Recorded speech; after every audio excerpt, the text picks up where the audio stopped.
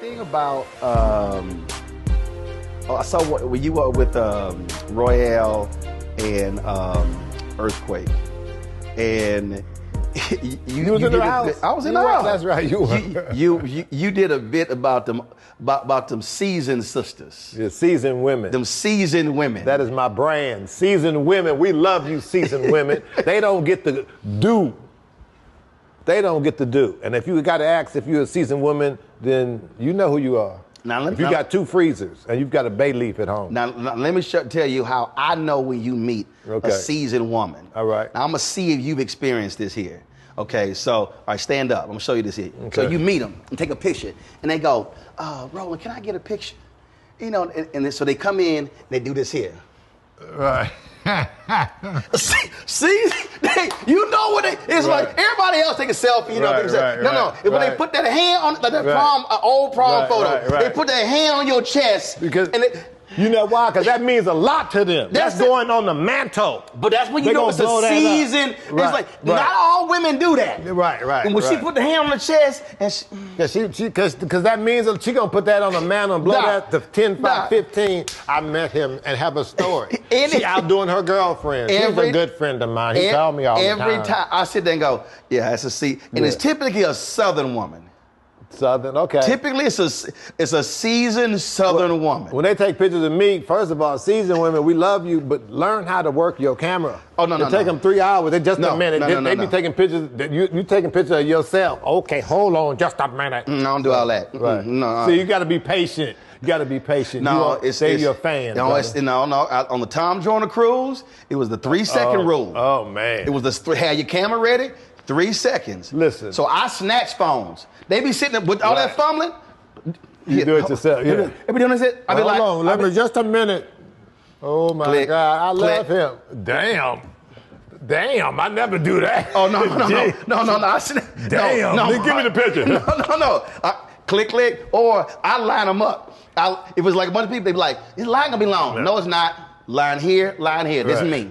Click, snatch. Okay, I do like this. I always say, hey, have your phones ready. Have your phones ready. And these seasoned women, they like to have that timer for some reason. Bruh, the 10-second timer. What does that mean? Why are you people? No, I gotta be ready. Baby, we ready. I don't even know how to do that. Maybe just a minute. I'm like, well. See, Mark, I use all the phones. Click, I turn the time off. What you doing? I'm like, I don't need the timer, baby. Right. Why you guys got that timer? What does that mean? Bruh, it's the 10-second. There's a 2-second. They be standing. There's a 5-second. Hold on, there's a Doretta. 10 Move second. over, Doretta. Stop it. Okay. Yeah, Bruh, exactly. That is crazy. I turn timers off. Well, nothing I can do. See, hey, I'm Mr. Cooper. I got to be nice to everybody. I got to just take the time. Because you can't be mean if No, it ain't mean. Yeah. But it's like, but my show unfiltered. So whatever the hell come in my head, will come out my mouth. See, different. I got to be. Mr. Cooper was mean to me. Oh my God! No, it's so bad, Mark. I mean, you did that last time you took my phone. Right. And I go, and your ass still ain't read your manual. Right. I like when people show you old pictures. Look at this picture. Look at this. I met you in 2001. Yeah. At Essence, and exactly. Bruh, they pull. I was saying, how you know what that picture is? Bruh. How you do that? But I got pictures of people that I got a picture of Jesse Jackson. I said I like that picture. Right. You gotta say you're a star. People they thought you was Frankie Beverly and Mays with that white linen on. Come on now. Is that Frankie Beverly? Hey, Frankie my man. I don't know. Frankie my man. I love Frankie. But you know what though? Here I was literally having a conversation with somebody the other day. And because I was at an All-Star game, and the sister said, she said, you real patient. She said, you took pictures of everybody. I said, let me tell you something. I said, when you're in this space, you come into contact with celebrities all the time. Right. I said, but that person, you don't know what that means. Because you just said it earlier. Right. I know some folk who have printed that sucker out, got it on their refrigerator. Yes, I met a sister said, Roland, my mama is 90. Yes. And got 3 pictures on her wall. Right. She said she got Jesus, Obama, because he took MLK's place. Okay. And you. She said, when you come on, she'd be like, shh, the gospel according to Roland is being preached on TV. I said, y'all, that means something. Right. So I don't get cats who get all attitude Right. and whatever. Right. Take It the means time. something. You don't know what it means to anybody. That's why I stop and am nice to everybody. Because you don't know what it means. You know, it means a lot to them. Except that some bitch in the hotel. That's all right. You know, I got the lights on, my glasses on, people, because Roland got the lights in there. They so bright. It feel like I'm Oprah's in the back or something. Well, you know, now you know, you know how I judge bad movies? How? Lighting. I agree. So when you see when you see one of them homemade movies, you like, they got some bad lighting. Right. This is some good lighting. So the first thing when we started my show, I was like, oh, we gonna have some good ass lighting. I said, what did I say? I said, man, you got some good lighting, some good film. I said, this is, you know. Wait a minute. He said, you got some good lighting. He went, you bring this? Yeah, I said, you brought this? I said, because normally you doing stuff and, you know, it'd be unquality. You'd be like, oh my God, you know, but this is some quality. Way to go. Hey, man, that's how we do it. I remember when you first started, you just had I don't know. First, but had good lights. They were smaller. Yeah, you're right. Yeah, good They were smaller. Good lighting, and the production looks beautiful. Appreciate it. Congratulations. And how long you been designing? This is one of his pieces. Oh, you know. You know. Nice color. This is it. This is I don't know what it is. This is the front end of his Lincoln Continental. You got, you know, RM on it. Catalytic converter. I don't know what that is. Exactly. What the hell is it? I stole 2 Cadillac converters the other day. Oops. Oops. But they don't have a GPS tracker. Oh, yeah, no, they don't. Yeah, you Depends fine. on what year you get. Oops. We ain't on camera anyway. Breaking all the secrets down. Exactly. But you're talking about being in the game and again, love of the fans. That's really, at the end of the day, whether it's comedy, music, I don't care what it is, those are the people who will determine whether you have longevity or whether it's a flash in the pan. Because if they still coming back 20, 30 years later, that's when you know you did the right thing. You're right. And you know, and your fans will tell you everything. They're real with you, and they can see, you know, So I try to be, nice to everybody I can possibly be. You know what I mean? But, you know, because that was like me if I met a celebrity and they were mean, that would mess me up. You know, like if you walked up to Will Smith and he slapped you, like, damn, I watched that show. You know, and it's happened. Look, I'm not gonna name the celebrity, but when Prince died, I called a celebrity to come on the show. Nah, I'm good. Well, what's that? And I was like, what happened? Then, you know, once my niece, I was walked up, and this is a Hall of Famer. Okay. And didn't want to take a picture with my niece. Right. Now you remember that? And he remembered it. Yeah. Black people remember it. Oh. Black people, oh my God, you don't even want to take a picture. I'm in the bathroom in the plane. We could just take a quick one. You know? Oh, they will. They will sit. I was on a cruise. My wife was speaking on a cruise, and this woman was like, I'm eating. I sit down, and she's like, we like a photo. I said, I'm more than happy to take a photo after I eat. Well, we about to leave. Right. But you got to do it. You are a celebrity. Yeah, but I didn't smile in the photo. See, you should have just smiled and been happy for them to meet you. No, I was like, because you're part of the civil rights movement. Look at you. You were there in Memphis. Actually, I was born 5 years later. Oh, I'm sorry. But that's my only thing. If I'm eating, I will take that's the only thing. Just let me eat. You know what? When I'm eating, people take a picture. I'm still eating. Go take the belt. And I open my mouth and get food. But you know, I had one lady sit down. She didn't want to take a picture, but she wanted to eat some of my food. So I was like, "Whoa, that was different." You know, she was. Can I have some ravioli? Well, yeah, go ahead. I had a business meeting in New Orleans, and I'm sitting here, and the sister, she was over a charter school movement. So this woman comes in, so-and-so. So she comes to the table, she's talking, okay, now I'm seated, she's seated. Right. Okay, all right, got you. And like that, certain phrases, okay, I got you. Right. Those are, can we wrap this up phrase? Right. Doc, she kept going. They bring the food out. She goes, oh, baby, don't worry about it. You can go ahead and eat, and sits down. Yeah. And the woman looking at me, I'm looking at her like, did you just sit your ass down? No, exactly. But, you know, it comes with the territory, man. Right, but then it was kind of like, send me an email, send me an email, send me a one-pager. Again, that's a cue. Right. No, the funny thing when they want your phone number. You walk in, hey, can I get your number? Yeah, Doc. Yeah, Doc. Hey, man, I want to holler at you. Can I get your number? Send me an email. But I want you. Can you give me your number, man? Right, I want your number. Yeah, give me your number so I can call you so we can talk that business because I got money. I got people in money in Baltimore with money. And I go, the email comes to the phone. Okay, you don't got a number or nothing? Send me an email. It comes to the phone. Okay. You don't got Instagram? I can't get your number. Instagram? It's like, I don't know you. Exactly. And then it's like, you gonna check the email? Exactly. I said no. The email comes to me. Right. I go, no, the email, I don't do gatekeepers. Right. Yeah, but you gonna check? Then that's when I go, you gonna send it? Right, exactly. You know, when they get I send them different people emails. I just send them to Disney. Just send all that to Disney. Mark Curry at Disney.com? Mark Curry at Disney. Mark Curry at Southwest. Mark Curry at McDonald's. I partner with them like Cardi B. I love this with him. Doc, I've been trying to reach you. Right. How?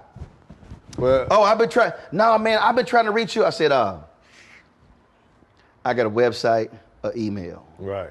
I got a show email, a network email. Right. I'm on Facebook, Instagram, Twitter, Snapchat, Fanbase, LinkedIn, He's TikTok. still on MySpace. And I go, so tell me exactly how. Right. And then, this is the one I love.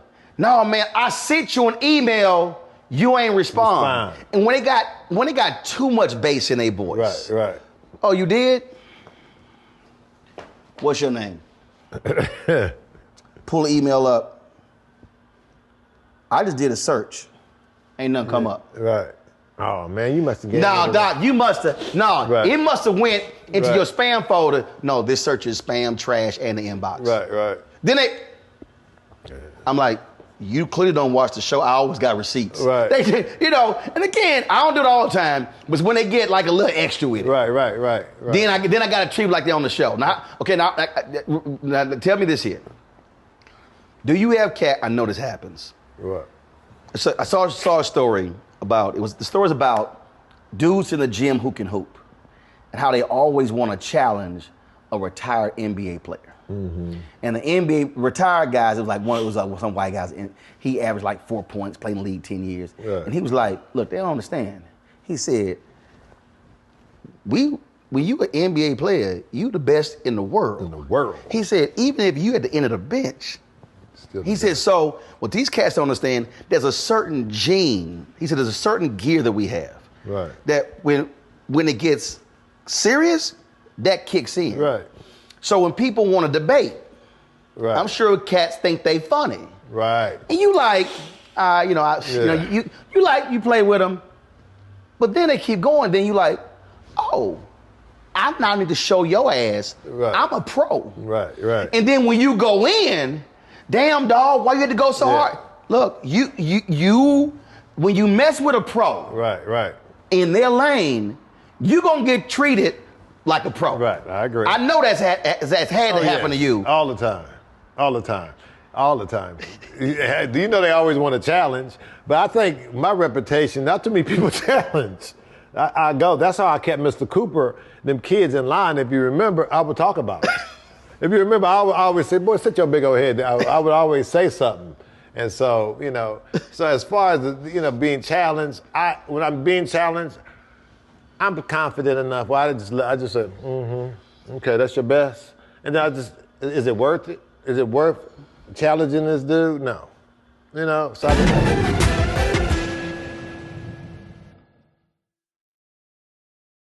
Fanbase is pioneering a new era of social media for the creator economy.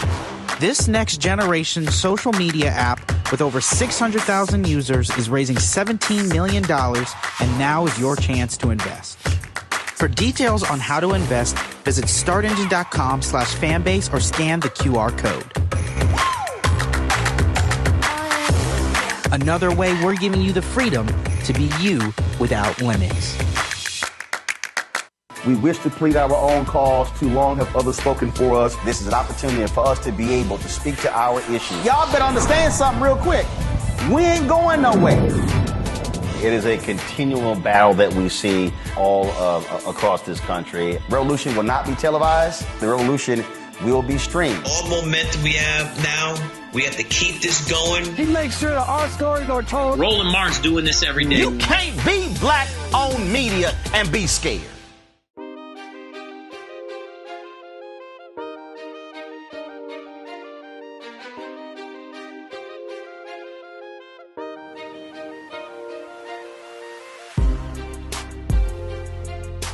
I'm at a hotel in Atlanta trying to get this drink, my cranberry juice, and dude's sitting here, so he throwing stuff out, and me, I'm all right, game on. Okay. Right. Okay.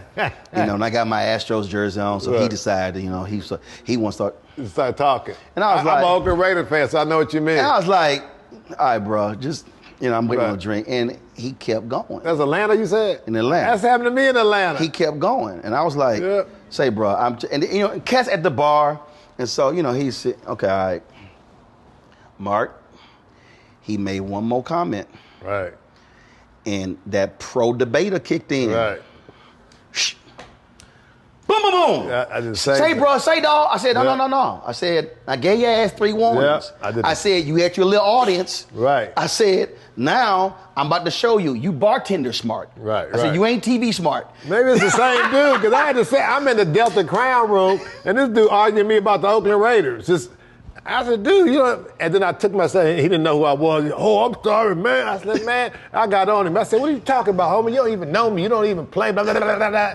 That's the same thing. I hit homeboy with like 3 facts. Yeah. Bro, it was like, yeah. He was like, say, man, why you not? I said, I did the same thing. I said, who your quarterback? How many games have you won? Huh? We beat you twice. Blah, blah, blah. He was like, oh, whoa. Yeah. See, you open your mouth. See, that's what I'm saying. You ain't trying to go there. Right. And so I told him, I said, see, you bartender smart. Right. I said, you can't bring your ass on TV. Right. Now give my goddamn cranberry juice so I can get out of here. I said, I warned you, leave me alone. That's right. You talk about folks that come at you. If you had to do a comedy versus, you on stage, you on that side of the stage, and it's not about the competition, but just who would you love, I'm asking you 2, living and deceased, who you would love just to have, to be a one-on-one, to personally, just... I wouldn't want to. I think our craft, it sounds interesting, but I think our craft is everybody has an individualism. True. And so it's not about hit on hit on hit on hit, but I would love to do a versus, but where we're gonna be equal, but the comedy is different because the headliner is number 1. So it's like no, I'm just saying, is there some like? Look, I don't care. Versus is hard for me. Just is there okay? So is there okay? So let's just say you're on the same billing with somebody. Is there somebody who you're like, if they on that same, they gonna bring it. So they gonna bring some. And I'm thinking about the old Motown when they would travel and the Temptations would kill it. They'd be like, Marvin Gaye, you better bring your ass tonight. Just or like, the previous night, Marvin killed it, and they were like, what's gonna happen tonight? Just like comedy in the 90s, 80s and 90s. I don't know. I don't want to get into it because if I say something about some verses and a name, it'll reverberate back. So I'm not gonna even get into verses. But I don't think verses will work with comedians. I know what you're saying. I want to answer the question, but it depends on everybody got their own audience. So this audience, you would have to bring your own audience, Okay, what if both y'all brought you? I'm talking about, is there somebody who you respect? I respect all the comedians. But there's who I'm not answering that. Who bring it? Who? I'm not answering that. I ain't answering that. Cause see, when I asked the OJs this, they said, but that's different. They got a song. You got a song. You can't say I got a joke and you got a joke. Yes, you can. You could, but you could. You could. You could. What's your joke? And I'm saying, I think it'll be, when I asked Wayne Brady that, he said, I would love to be opposite Jamie Foxx. Oh, yeah, I would like to see that. Because both, he said, whether it's comedy, improv, singing, he was like, he said he would challenge me and would bring out, he said, just that. I would like to see that. I would like to see that. I would like to see that. Give them some Red Bulls, both of them. Put them in a room and all them sounds. That would be great. I like that. Pressure them, See, when I asked the singers that, pistol on them. When I asked the singers that, it's so funny because back in those days, cats, like, you had to bring it. Yeah. We were jamming, we talking about B.B. King before we started. Right. And when B.B. King died, I interviewed Lon Richie. And Lionel said, man, he said, we had a show in D.C. Right. He said it was the Commodores, Earth, Wind, and Fire, and B.B. King. Right. He said, so we arguing with Earth, Wind, and Fire. He said, both of us hot. We arguing. Who went up first? Who going on first? And B.B. said, hey, guys. He said, listen, I checked. It's an earlier flight back to Memphis. Right. That's he said, so he said, I'll go out, I'll perform first, I can catch that early flight to Memphis. He said, then y'all got it. Yeah. They were like, all right. He said, Lionel said, man, BB roll that amp out there. Destroy it. Set down, he said, destroy it. He said, then we start arguing who the hell was gonna have to follow that. He said, and BB left. He said, man, he just destroyed That's right. He said, here we arguing about. That's right, BB. They were like, did nobody want to follow that? I'm the same way. I've been in this game so long. Headline, I don't care as long as I got my check. I really don't care. The dudes be like, man, I got a headline. Go ahead, bro. Do what you need to do. You give me my time on stage. I'm gonna do what I do. Give me my check, and I'm out. Dude, and that's a big thing in our industry. Got a headline. Got to be the headliner. Got to be the headliner. See, that's ego. Headliner. Give me my money. That's ego. My ain't nothing gonna change. Teddy, I saw one IG Live, Teddy Carpenter. He said he messed his money up. He said it was him, DC Curry, and Tommy Davidson. Wow. And he said he was like he said they were bringing it, and it was so. I think he said DC was going so hard, and they were like, he can bring it. They were like, dog. Tommy brings. They were like, dog, you're not closing. And they were like, he said, DC didn't care. He was like, bringing it, was like, say, man, you making it hard on the clothes. He like, that ain't my problem. That ain't my problem. Teddy was like, the tour never happened. And it was, but see, I don't understand that. This is just how I think. Right. My whole deal is, if I got a tour and I got three people, I'm the same way if I'm giving speeches or whatever. I ain't worried about what you're doing. I know what I'm going to do. Right. And to me, if the audience is getting your best from all three, you win. Right. I'm not tripping if somebody just smoke. I'm like, I want them to smoke. Exactly. Well, I'm on tour with Cat Williams, 2023 and me, and that's what Cat does. Cat puts us out there, and you go, do what you do. He can go. Cat can go. Cat ain't worried about it. Give him your 20. You give him your 20. You give him your 20. He don't care. Everybody got to go with it, and that's the way we present it, And when you out there, you got to give them what you give them.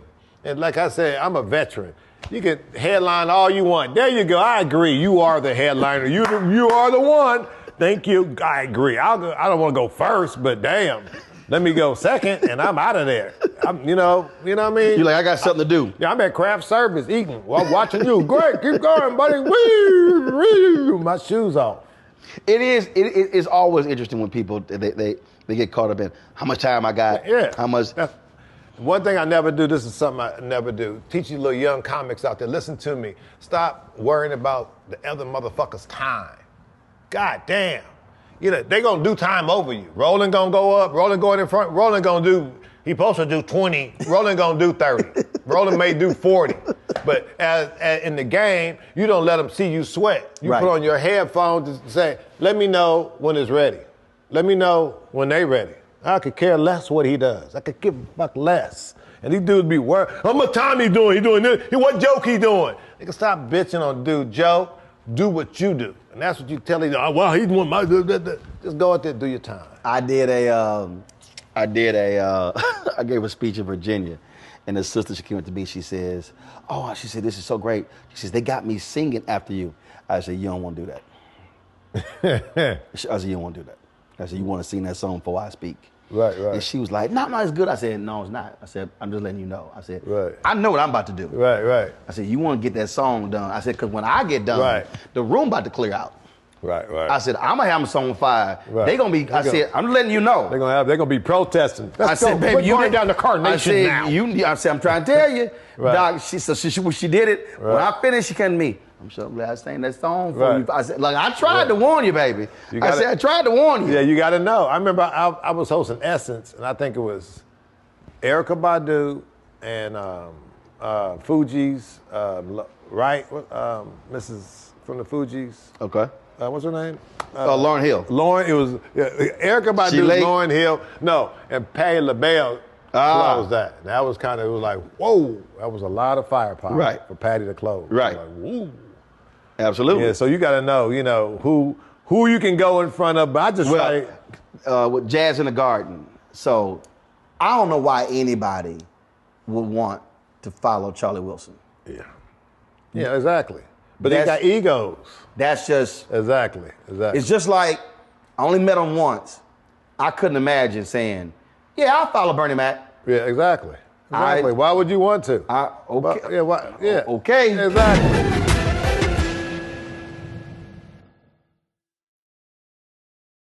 Fanbase is pioneering a new era of social media for the creator economy. This next generation social media app with over 600,000 users is raising $17 million, and now is your chance to invest. For details on how to invest, visit startengine.com/fanbase or scan the QR code. Another way we're giving you the freedom to be you without limits.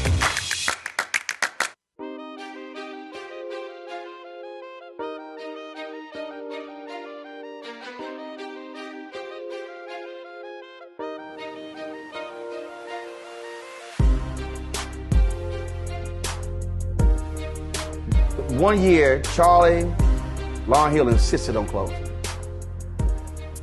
When Charlie got done, and Lauryn came out late, I can see that. 35,000 left. Yeah. They said there's about 10,000 folks left in the arena. And it was like, but the same thing happened at Essence. And Lionel Richie, my frat, and he didn't care. And Lionel was like, whatever. They walked out on Lionel? Dude, Charlie straight, bruh. Lionel Richie? Yes. I was there. Why? There's certain, you said about audience, there's certain audiences and certain Uncle Charlie left that stage. Oh, Uncle Charlie tried to follow. No. Uncle Charlie was before Lionel Richie. Oh my God. And you can't do that. And so what happened, and so all of social media, and Lionel did a great show. It was crazy. He flew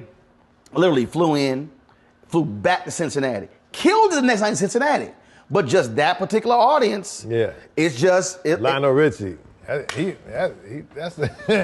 songs. I mean, he got hits. Follow that, yeah. He got hits. He got hits. But his hits like he was on drugs. Say you, say me. That's him in the mirror looking at him and say, you say me, I say you. Zoom, I feel like dancing on the ceiling. He was high making them songs. Hello?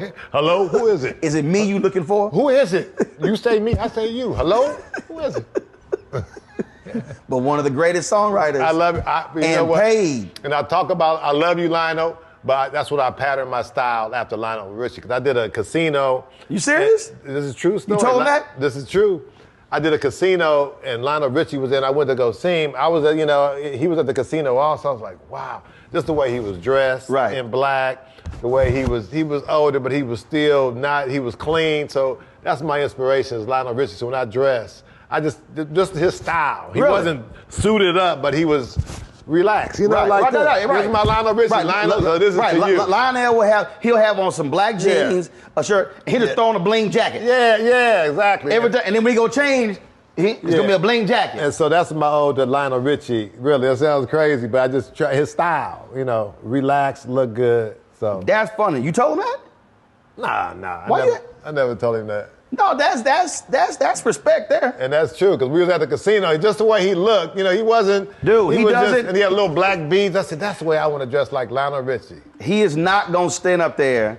He ain't going to stand up there and put on some crazy stuff. Yeah, all that, these, sometimes you see these entertainers and they go through these periods, they be looking, they be having bling on or whatever. And they got the whole, all right. They got the whole deal. Lionel, I did it for you, Lionel. You say me. Hold on. I can't sing Lionel. You say me. I'm gonna see if he gonna answer. Oh my God. I'm gonna see if he gonna answer. Don't call Lionel Richie. Jesus Christ. I'm gonna see if he gonna answer. Lionel Richie. Hold on. Damn. Don't call Lionel Richie. Do this here. Who in the hell is that dressing like me? Who is that? JJ from Good Times? Yo, Lionel, so I'm sitting here with Mark Curry. Mark Curry just told me in this interview that you are his inspiration for how he dresses as an entertainer. I saw you, Lionel. We were doing the casino. I think I can't remember the casino out of Los Angeles, and I performed. And I went to saw you perform, and you were classy. I liked the way you were dressed. You weren't overdressed. You didn't have stars and sparkles on and suits. It was casual. So I patterned myself after Lionel Richie. That's the truth. That's crazy. Love you, Lionel. So that's why I FaceTime you, frat. So I'm sending you this video right now. That's right. Hit me back if we not done.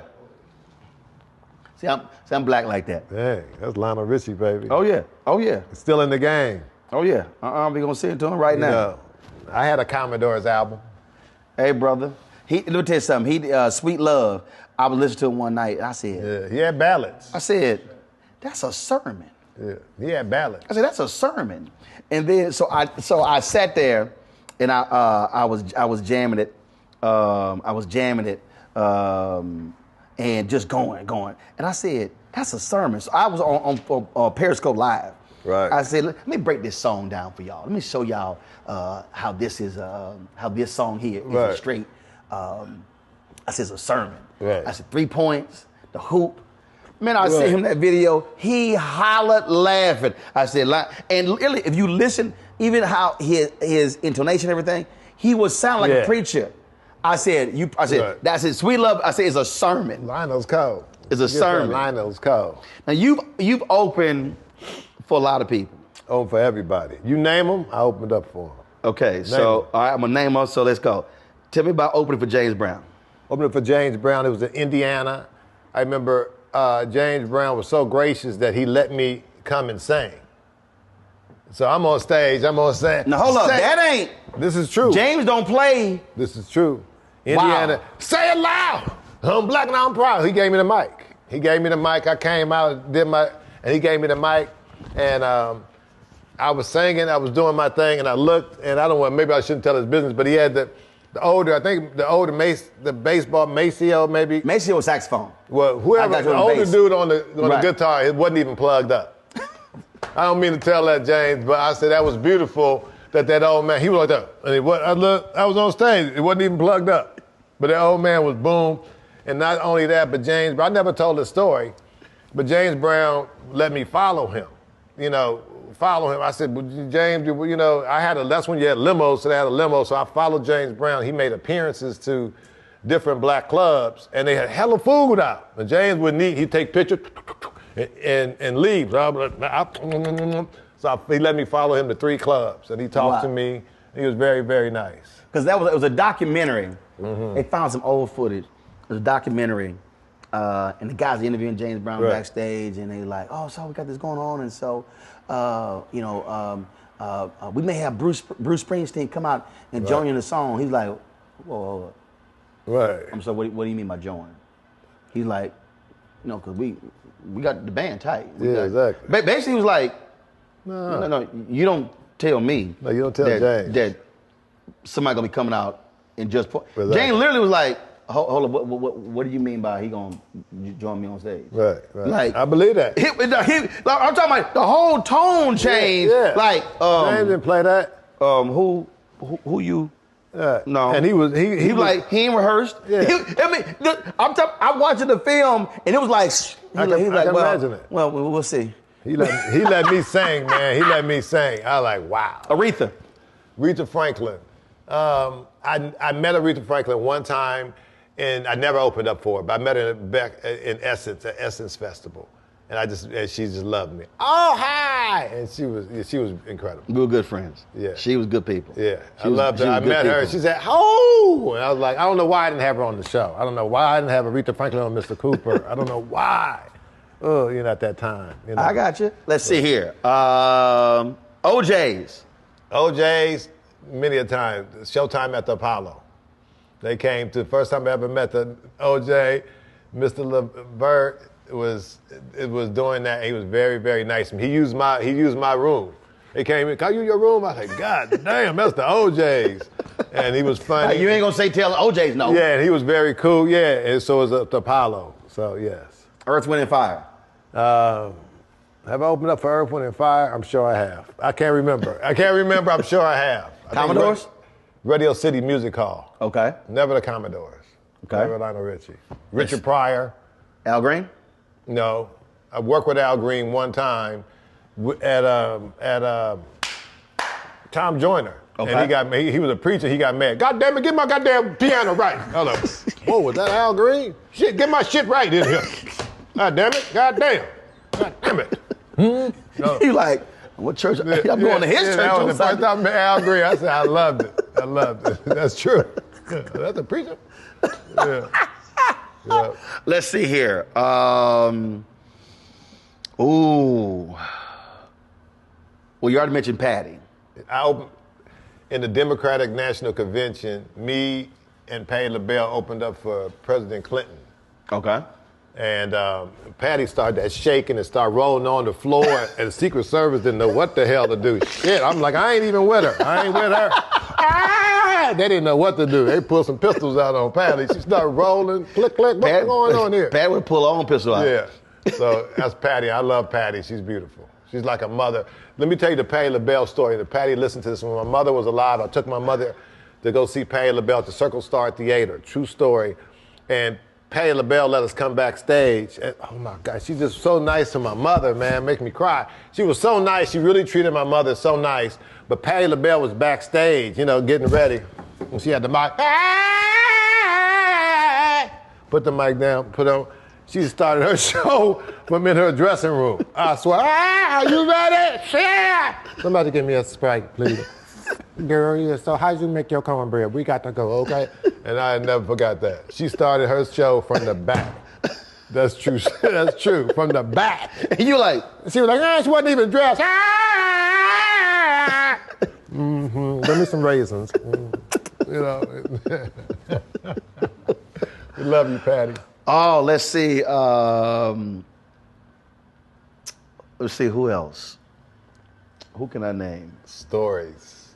Oh my goodness. Because I've been in the game so long.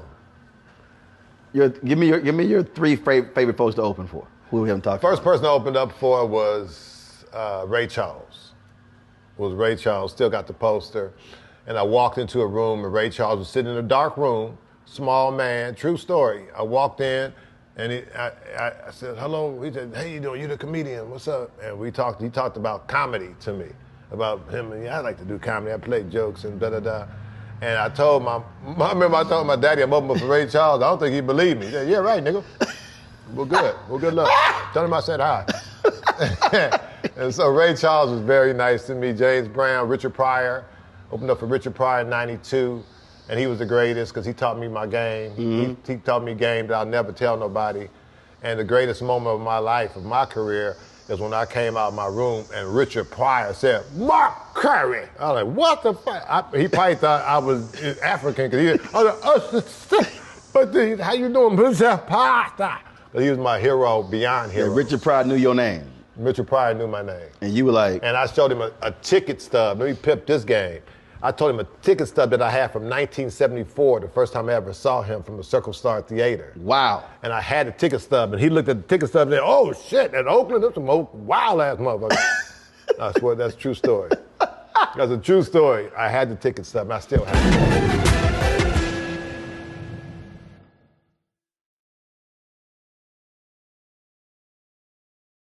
Fanbase is pioneering a new era of social media for the creator economy. This next-generation social media app with over 600,000 users is raising $17 million, and now is your chance to invest. For details on how to invest, visit startengine.com/fanbase or scan the QR code. Another way we're giving you the freedom to be you without limits. When you talk about blackness and what happens in black culture, we're about covering these things that matter to us, speaking to our issues and concerns. This is a genuine people-powered movement. There's a lot of stuff that we're not getting. You get it, and you spread the word. We wish to plead our own cause Too long have others spoken for us. We cannot tell our own story if we can't pay for it. This is about covering us. Invest in black-owned media. Your dollars matter. We don't have to keep asking them to cover our stuff. So please support us in what we do, folks. We want to hit 2,000 people, $50 this month, raise $100,000. We're behind 100,000, so we want to hit that. Y'all money makes this possible. Check some money orders. Go to P.O. Box 57196, Washington, D.C. 20037-0196. The Cash App is $RM Unfiltered. PayPal is R Martin Unfiltered. Venmo is RM Unfiltered. Zelle is roland@rolandsmartin.com.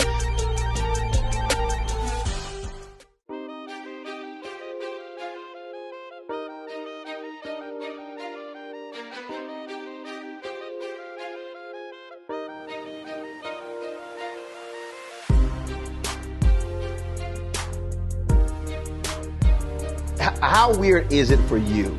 I know how it is for me.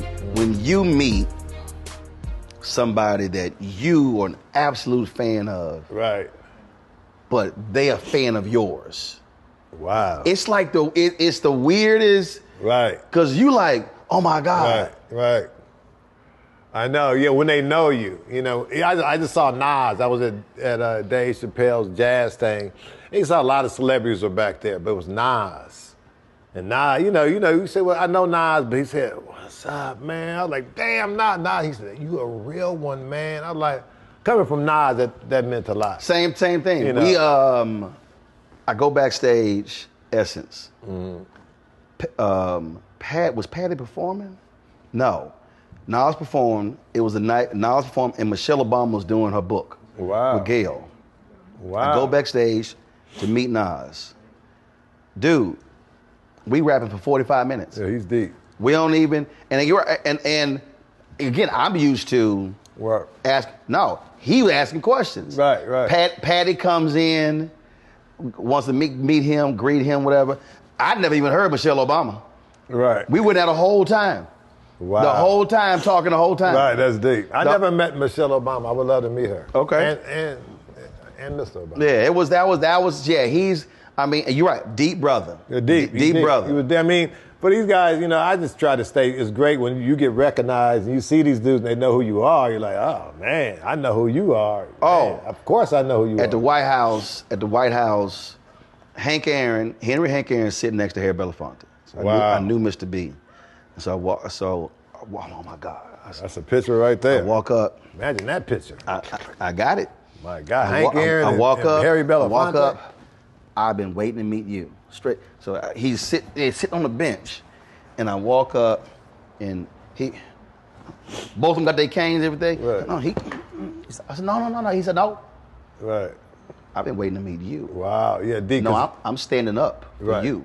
I was like, because he knows what to say. Because he's a veteran, he knows what to say. bro. I was like, Yeah. and so he starts talking about how he loves me on TV, what I stand for. Right. Doc, I was like, Right. yo. Because he knows. He's been through it. Same with Sydney. I met Sidney Poitier. My story, I'm in the Delta Crown room, and I saw Sidney Poitier walked up to me. I wasn't going to walk up to him. I was like, oh, my God. Aaron wrote me a letter. I was like, oh, my God. Why didn't I put him on Mr. Cooper? Oh. How come he didn't direct it? So Image Awards, Ben Jealous tells me Sydney and Harry gonna present the award to the black stuntman. I was like, I called Mr. B, I was like, listen, I ain't never met Sydney Poitier. He's like, have it. I'll take care of it. All right, cool. So when they come out, whole room stands up. Everybody stands up. I'm like, I go backstage. I'm like, his ass gonna be leaving as soon as he walk up that stage. Right. I didn't even wait for the. I went backstage. So I go backstage. Right. And, same thing. How you approach? You approach him, walk up. Mr. Poitier, really wanted to meet you. Yeah. We met before. Yes, we've met before. No, we haven't. Yes, we have. I know you through television. Right. I crack up laughing. Right. And the next year, he presents the award to Harry. And we're backstage and go back, greet him, got photos. So we're walking out. and he stumbles, and I catch him. Grab his right arm, hand middle of his back. Wow. And just hold him. Yeah. I steady him, walk him to the car. Right. Okay, give him to his person, take him to the car. Mark, about 3 weeks later, my phone blowing up, rolling. Sidney Poitier called TV1. He's trying to reach you. I was like, wow. Give him the number. Right. Like what? Yeah. And so one person called me, a third person. I was like, man, just give me the number. Right. Just give me the number. Right. So man, he gives me the number, and so he calls me, Mark, straight up. He calls me, and I call him. He answers.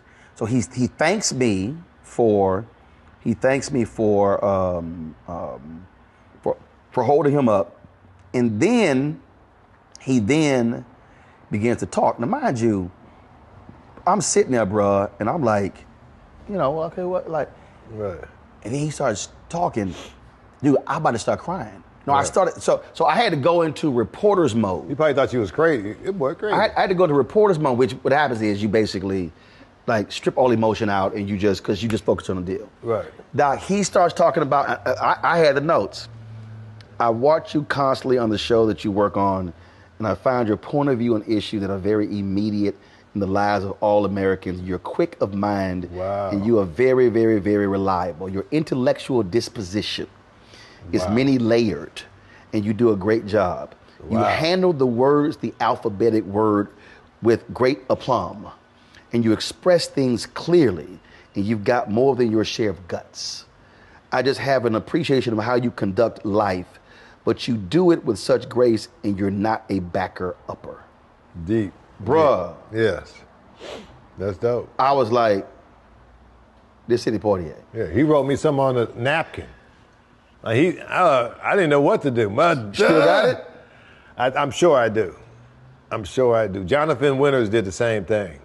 I met Jonathan Winters, and I tried to get him on the show. They wouldn't let him on Mr. Cooper. Wow. They said he made me cry. I was at a diner, and to this day, I don't know if he knew who I was, but he was an older comic, and he was riffing.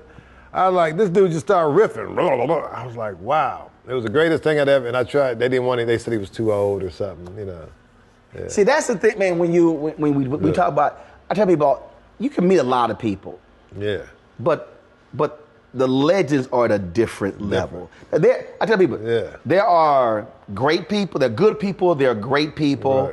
Right. There are stars, right. there are superstars, there are icons, right.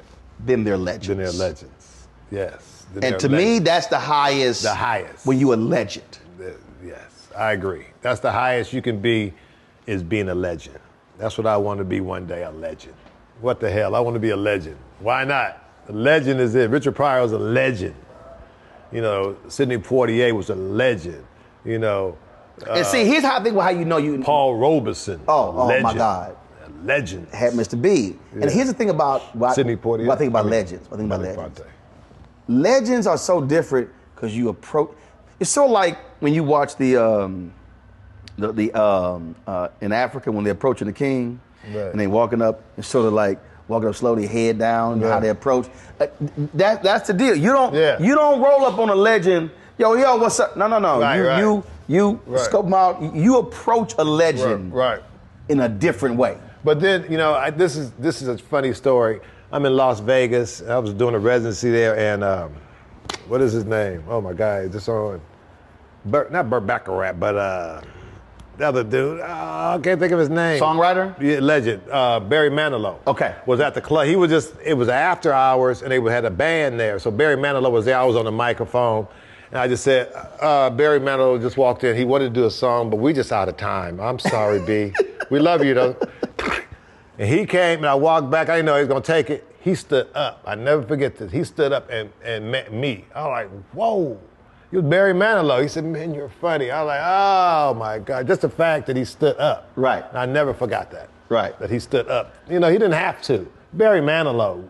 How many people he stand up to? He stood up and shook my hand. I was like, Barry Manilow.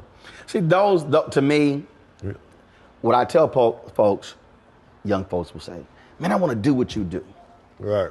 And I say, but do you want to do what I do? Right. They look at me like I'm crazy. And I say, listen, y'all want to be recognized. Right. But a lot of cats want that story. But what I Right. tell them is the work Yes. creates that. Yeah. That ain't, it's the work. Hard work. And it ain't the short work. It's Right. the work, It's the work that creates that. You're right. To stay in this game, a lot of work, doing things you don't want to do, be humble. You got to do, for me to be in the game, I've been in the game since 87, making money in comedy. So you got to reinvent yourself. You got to stay with it. You got to, so much to do. And I love comedy. That's my first love, is stand-up comedy first. I'm a comedian first, then an actor. So people, like you said, it takes a lot of hard work just to do what you do, just to maintain, an audience and keep it going and stay positive, stay relevant. Look how long you've been in the game. You could fade. Some dudes fade. 91. Yeah, okay, some dudes fade. All them dudes you seen on all them shows faded. All them black light-skinned dudes. How many black light-skinned dudes that didn't make it? Didn't they just take Don Lemon off? God damn. You motherfuckers be falling. Every light-skinned dude didn't make it. Am I right? They all started big. They on Lester Holt, like, shit, I'm Lester Holt. I'm living in an apartment by myself. I'm scared as hell. They're coming for my shit. I know they are. It's the truth. All the way. All them dudes gone. But it's the work. Yeah, it's the work. It's what you put in. And when talking about the work, when you're talking to these younger cats, if you see somebody, and I'm sure you probably have seen two different. You've seen the cats who you like, I ain't telling them shit because I don't see it. Well, but are there other cats who you see it and they ain't working hard and you like, yo? No, when I tell them and they don't listen. Hey man, you should do the joke. You said the joke you had on all white, you like a ghost. You should say, and da-da-da-da. Oh, I was gonna do that. I was gonna say that. All right, I'm gone. Okay. All right. I know a lot of people like that. Not even maybe professional comedians try to tell them something. Oh, nah. So, I just look at them, and no matter who the comedian is, I always give them the joke up. I'm starting a comedy school, straight up. And so I can teach these guys. That's what needs to be done, because I always see it, though. I said, man, you should add this. I always tag people just to do it. Because I'm listening to the joke. I see where the joke came from, how he did the joke. Where can you make the joke better? And I always tag. Some people take it. I know some celebrities that I gave it to. I could tell you some names. They're like, nah. I was like, motherfucker, you need this shit. Shit, no, you need to take this because your shit is whack as fuck. Whack ass. See, to me, that is, well, I don't understand why people would sit here and want to reject that, because it's like when you understand the craft, what you're describing is the craft. It's the craft. And breaking it down, right. breaking down the joke, different parts, and right. saying how cutting out the dead shit that don't work. Cut that out. It don't work. And when people, and it kills me when people act as if, yeah, you don't know what you're talking about. It's like, no, actually, I do. I mean, it's like you cannot replace experience. Yeah, no. You just cannot. But these young ones think that they did it 3 years and they're ready. They think they're ready. They ain't ready. They ain't ready. They think they are. And I see dudes out there that's famous. They think they ready. They ain't ready. Shit a whack as fuck. Well, I say, I don't care what level I don't care what level you at. Yeah. The whole point is you are constantly in pursuit. Yes, that's me. I like that. Being better. Yeah. That you'll sit here and you'll be like, yes. yeah, I didn't like how my hands, like for me, I'm like, I'll sit here and I'll watch the tape. Right. And sometimes the audio's not even up. Right. But I'm looking at body position. Exactly. I'm looking I did the same thing. I'm looking at I was tired how that day. I was standing. Yeah. I'm looking at I do that. how did I move? How did I flow? Because a lot of times, like if I'm giving a keynote, my whole deal is, all right, it depends. Am I having a headset? Am I holding the mic? Is the mic here? Am I standing at a podium? Right. Am I walking? Right. What am I doing? Right. And it all depends, on that particular audience, what I'm trying to deliver, and so how I do it. And I'll have cats like who come on my show on panels, right. and I'll be like, "Yo, did you go back and study the tape? What do you mean? Right. Did you go back and study that tape and look at the tape?" Right. I said, every athlete does that. Yeah. I said, I do it. I'm on tour with Cat. We got 50 cities. Every show, Roland, I listen to the audio. I kind of know when I had a new joke, but I look at my physical, like, damn, the pants look stupid. I look tired. Nigga, man, you ain't putting no work. You look goofy. And I tighten it up for the next show. You got to look at that tape. I look crazy. I look high. My hair wasn't right. Them pants look baggy or whatever. My thing is I try to give them peak performance, 125%. Right. And sometimes you look, and it's hard to do that all the time. Even I'm sure with you got to, Yeah. we got to look at that tape to correct that. Absolutely. Absolutely. And I just tell folks, look, I mean, that's the difference between you wanting to be regular. Right. You want to be good. You want to be great. You want to be legendary. I did an interview before here, and I was talking about relationships, like all different people you talked about. For me, when I connect with people, and there's no disrespect to publicists or to business managers, but when I hit people, I'm hitting them direct. Yeah, I knew you were. I know. I called my agents. They're rolling. Tell them to call me. I said, nigga ain't gonna call you. Shit. We gonna do a damn interview. I know what to do. We ain't gonna go through all that. They were like, what? Call me. I said, I ain't gonna. It don't work like that. Right, man. We had an interview. TV One called me like at the last. They like, well, hey, we need we air the Image Awards, and we need one of those Barbara Walters style show. I'm like, we ain't got ABC money. So why we tripping? Yeah. And it was like 3 weeks. I was like, did y'all just realize the Image Awards coming on in 3 weeks? Right. So man, we scrambling. So I was like, right. So I hit Journey Smollett, Common, John Legend, Issa Rae. Right. Got them all. We got a house in Hollywood Hills. We do the interview, and it was hilarious. So whoever was Common's publicist, Common, my man, one of the publicists like, okay, we're gonna need hair and makeup. And I went, my executive producer came to me, and I went, Common ain't got no hair. Yeah, Common, what you need some hair and makeup for? I literally went, right. He ain't got no hair. Right. He bald-headed. Yeah, you're right. I was like, nah, I ain't gonna be no hair and makeup. Right, exactly. And then some of them was like, okay, we're gonna need this here. Yeah. Common drove himself. Right. John Legend like, oh yeah, I live up the street. I drove myself. Right, John, I live up the street. Yeah. Came by, and so I had some cats on the crew. They were like, yo, I mean, how did that happen? I said, right. Because I called. I said, exactly. It's relationship. How long it took me? I called you right back. But that's... Some people want me to do interviews. There you go. I was like, nah. Right. It's relationship, which I tell people, you have to build. Right. You just don't. Right. And so cats, when you see somebody, they're just like, oh yeah, I said, no. I said, you gotta understand how to build. Yeah, you're right to build. Because I called you right back. I said, I'm down with that. And I can do it without anybody else. I got to go through hoops. Who gonna be there? I was like, now I'm gonna for the artists don't know this here, and it was so. Remember we were in Mexico. Yeah.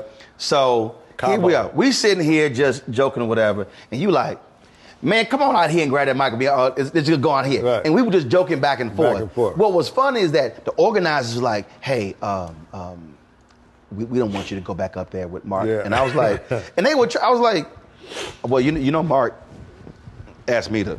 Right. I said, we were just joking. They were like, well, no, we don't want you to do that. And I was kind of like, okay, that's fine. It's y'all. I'm like, it's y'all's show. But what they didn't understand is you and I were just riffing just before. Right. You were like, they wouldn't understand that I didn't mind that. And I can go with it. Some dudes couldn't. I can go with you. Whatever you got, I got. You know? And it wasn't just, I mean, it was like, because somebody asked me, they were like, well, how did it happen? I was like, well, actually, the night before, we were just hanging out, and we were just joking with another. You like, man, come on out there with me. Let's have some fun with these people. Yeah, have some fun. But that's why I think some people, first of all, that was a trip anyway, because they got mad at me again, so Kirk Whalum formed. And Kirk is my number one artist. When I say my number one artist, I'm talking about at the religious thing. Yeah, and when I say dude who sang, the other dude, tall dude. Donnie McClurkin. Yeah, he sang after Kirk. When I say Kirk is my number, that's my main. He robbed me, Donnie McClurkin. He robbed me. I was in the lobby. I ain't lying. I was walking late night, smoking a little blunt, and I heard some behind me, and they give me your money. I said it was Donnie McClurkin. I ain't lying. I ran. I think Donnie bigger than taller than you too. Donnie tall. He said, "Can you?" I was like, "Wait." I'm at Donnie McClurkin after me. Donnie, don't try it. You could have robbed me. That's not. He a thug. Donnie McClurkin is a thug. Don't make me call Donnie. No. Don't make me call. Donnie Mark said you a thug. No, he's a good guy.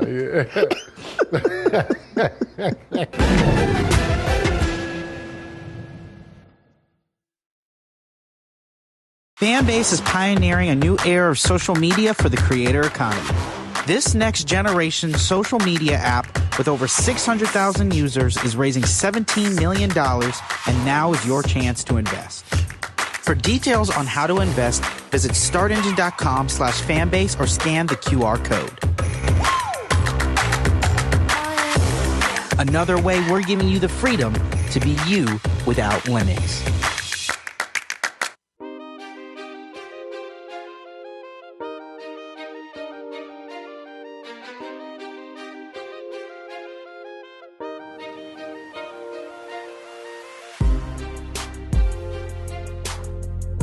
Is it still awesome that after all these years, cats still refer to Hanging Mr. Cooper? You and the crew laugh, I laugh. Oh, God, that's so funny. People still talk about Hanging Mr. Cooper. Yes. When did it go off the air? 92, 93, 94, 95. I think 96 and 95. I don't But even know. the fact that so many people... Yeah, and we want to bring it back. I think it's time to bring it back. I was just in my backyard. I just said I was manifesting about life. I said, I would love to come back because it was a great time, and these kids need that right now. They need that male role model in the schools, I think. Even on the TV. Yeah. Because people are scared to go into the high schools. You know, the high school, you know what I mean? I would love to bring it back, and I think we could bring it back. What do you think? I think we'll ask the people. I want to ask your people. All right, we'll do a poll. Yeah. Y'all want to hang a Mr. Cooper? Yeah, I say let's go. We all look good. You know, Holly looked good. You know, Right. We look the same. You know, Raven looked the same. Marquise, Don Lewis. We come through. It'd be funny than half the bullshit you see out there on TV now. God damn. What the fuck? What happened to TV? Damn. It's some... I'm like, oh my God. It's some non-funny stuff. Non-funny. We was funny. I watched the show, you know, they did reruns at Christmas, and I never watch myself. Right. I never go back and watch. I just don't. But I was watching Mr. Cooper. First, one thing, he dressed. He was G. I was like, damn, that motherfucker was clean. He was clean, but it was funny. It was very funny. So, you know, we want to bring that back. Let's get that campaign going. Is there something that you've always wanted to do? Wow. That you have yet to do? It was on your mind, it's been in your spirit. Late night. Really, a late night show? Late night, I would kill it like no one else. They put all these other dudes on that ain't funny. These dudes ain't comedians, but, you know, put me on late night, and I think I have a rapport with every celebrity. I know everybody, and I wouldn't go on with all that, but I would have some fun with them, and that's something I always wanted to do was late night. Now, that's funny you said that because when I was at TV One, we had the morning show. Right. And they were like, man, we need to get better rates and more money. Right. And one of the folks, they were like, yo, we need to let Roland do the late night show. Right. And they were like, no, he ain't a comedian. They were like, no. They said, late night shows ain't all 100% comedy. Right. They said, it's also how do you connect with people, how you interview people, and how do you get those stories out? Right. And what they didn't understand was, now the crazy part is that when we would have comedians come on the show, we had a segment called Wild 'N Out Wednesday. Right. And the comedian was like, oh yeah, he the newsman. And it was like, right. Okay, then don't come in here just thinking, you know, you can just show out. Right. So we had several comedians came in. Right. They fired. Yeah. Not fire right back. They were like, oh shit. I was like, okay. I'm like, don't get that news stuff confused now. Right. I said, I'm still black. Right. And so, man, we would sit be going back and forth to the guy at the point, one of the comedians, don't you walk your ass out there and just think you just gonna start scoring on him. Yeah, exactly. Like, don't get that shit twisted. Right. And when the late night shows, they cater to these celebrities so much, you gotta push them a little bit. Yeah. Stop, I don't wanna know about your book. Let's talk. That's right there. So when I call different people, they were like, okay, so what are we talking about? I'm like, I don't know whatever comes up. Yeah, exactly. They're like, what do you mean? I said, it's an organic conversation. Right. I had others who were like, well, I got a project. I said, I hate project interviews. Me too. Because they're not interesting. Exactly. Exactly. It's just And most of the celebrity interviews be boring. Dude, my dog went into Staples and barked, and I didn't know what to do. It was great working with so-and-so. Right. It was great work. And you're like, you ain't never heard somebody say, man, that shoot was some bullshit. Yeah, exactly. Nigga, what you drink? What you drink when you be drinking? What you drink?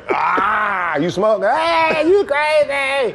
It's having a real dialogue. Right. That's why I would love to do late night. I would love to come out with a monologue, and I want to do mine late. Let me do mine 12:30 at night for those who up. People are always up.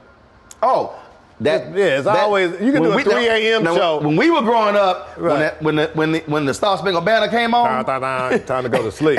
And the flag, you like, TV over. Right. Time, that's gone. But there's always, every time you watching 3 a.m., you just see a preacher or something. You say, who is this dude? You got to recognize Calvary was baptized through water and fire. You say, who is this dude? Happens all the time. Yeah, I love them dudes. I call them. I said, the devil is in me. What can I do? Call me back. Right? We don't do that in the daytime. I'm possessed. A late night. Yeah, I love to do late night. Mark Curry late night. Okay. We would have a band. I would definitely have an old school band. My band would be a band, not no put together bullshit band. My band would be, They got to be well dressed. Yeah, well dressed like the old. Not that we can't get the Ohio players or somebody like that. Give me Sly Stone. Go pull Sly Stone. Or somebody like that. Whole band. Right. And I would love to do that late night. Okay, that'll be okay. Yeah. Okay, it'd be interesting. Bring it on. So if you're a network, come on now. What we doing? Last question for you. If a kid, you mentioned the shows, 20, 30, 40, 50 years from now, somebody's late night reruns, YouTube, something, and they're like, man, who is this Mark Curry dude? What would you want them to know?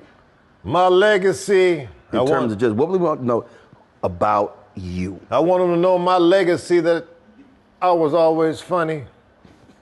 That is my legacy. No, I want them to know that I was funny. I made them laugh. I'm not trying to be the educator. I'm not trying to be the protester. I just want to make you laugh. I am the guy that makes you laugh. So when you see me, you smile. And so I just want them to say, that guy was funny. That's all I want them to say. And I met him, he was nice. That's all I want him to say, that he was funny. I'm not no one else, but that guy. I felt that when I walked to the children's hospital and I made little kids smile, like, damn, that is a God-given gift. I'm like, oh man, Lord, you gave me so much on my shoulders. I see old people, 98, who know me, who was 60 when my show was on. Then I got little kids because I did young shows. And so I can make everybody laugh. That's my legacy. That's the legacy that I leave. That's the legacy I leave, is I want to make you laugh. That's it. Even with these green socks. Even with these green socks with pizza on it. See, be individual. I'm the only one on a Roland Martin interview you ever nobody who wore no shoes. Nobody. So be individual. That's right. Look at that. Nobody. Be individual. Be you. Even Layla Hathaway, when I interviewed her, kept her shoes on. That's right. Whoa. Yeah. And she don't sing with her shoes on. She can blow her shoes off. Layla. She straight had some puffy house slippers on. Really? And I went. She's like, yeah, these were real comfortable. Well, you can look at his shoes. He got Arnold Palmer shoes on. When Arnold Palmer won the Masters, he wore those 3 days later. Hey. Those are white pimp shoes. You gotta have your golf game. He got white shoes with it. That is some pimp. It got white socks too. Come on now. My God. Coordinate, damn it, with a white belt. White belt with a 2-inch cuff. You damn Skippy. My God. Wow. That's incredible. It's a black show. Yeah, you was with a grown ass black man. You was dressed by Marla Gibb. Dressed it. We'd like to thank Marla Gibb for the Marla Gibb collection. And she's still doing it at 91. Incredible. Everybody kept giving Betty White all that credit. Yeah. Marla's still doing it. Exactly. Go Marla Gibb. Give Marla. Last one. Your thoughts about Marla Gibb? Marla Gibbs is incredible. I mean, she took the role of a maid and turned it into a incredible career. 96 years old. I hope when I'm that old, I am still. That's her calling. That's Marla Gibbs calling. They doing another show? They called my name. I heard it. So you call Marla, she started acting. Oh, good boy. And wait a minute, and bought a lot of property with the money she made. Yeah, all that Lamert Park, all that. Park. Yeah. Yeah, that's beautiful. Go Marla Gibbs, we love you. Mark, thank you. always a pleasure, baby. The real Mark Curry on Instagram, hit me. I'm pushing P.